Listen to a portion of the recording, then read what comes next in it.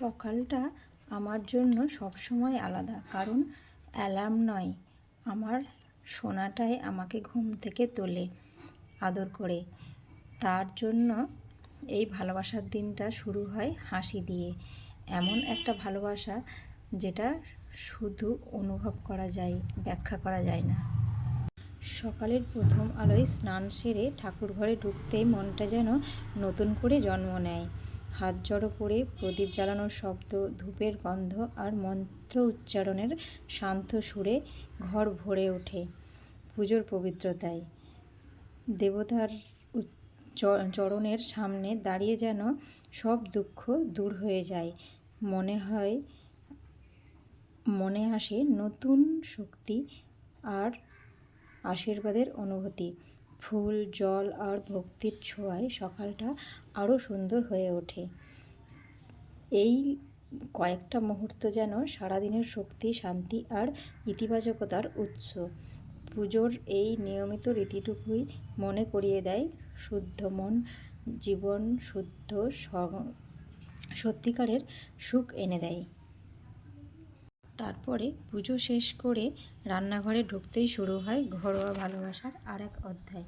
সবজি কাটা, রান্না করা শুরু হয়। আর এই যে সবজি কাটতে কাটতে আমার পাপ্পিগুলো আমার কাছে এসে বসে আলু খাওয়ার জন্য। আর অন্যান্য সবজি যেমন গাজর, এইসব খেতে ওরা খুব ভালোবাসে। দেখো না কীরকম আমার কোলে এসে বসেছে খাবে তার জন্য।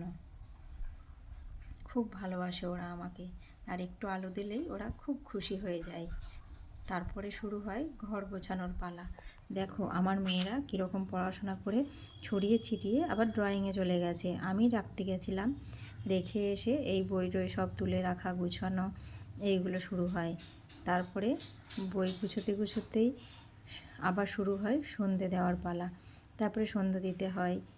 আর সারাদিন তো ওরা বাড়িতে থাকলে গুছোনোটা চলতেই থাকে সারা দিন। রান্না করি, একটু এসে গোছাই, আবার কিছুক্ষণ পর গিয়ে দেখি আবার হয় খেলনায় বিছানাটা ভরে গেছে। কিছুক্ষণ পর আবার সেটা গুছিয়ে তুলে দিই। তারপরে দেখি কিছু ক্রেফটের জিনিসগুলো ছড়িয়ে ছিটিয়ে পড়ে আছে, সেইগুলো তোলা হয়। এই নিয়েই তো সংসার চলছে। আমি বেশি কথা বলতে পারি না, ব্লগ করছি যার জন্য এত কথা বলছি। যদি কিছু ভুল হয়ে থাকে কথার মধ্যে তাহলে একটু ক্ষমা করে নেবেন, মানিয়ে নেবেন। কীরকম হয়েছে আমার এই ব্লগটা একটু আমাকে বলবে কেমন, কমেন্ট করে। আমি বুঝতেই পারছি না যে আমি নতুন ব্লগ শুরু করেছি, তোমাদের কীরকম লাগছে, আদৌ ভালো লাগছে কি না। আর যদি আমার ব্লগটা ভালো লেগে থাকে তাহলে অবশ্যই সাবস্ক্রাইব করে পাশে থাকবে।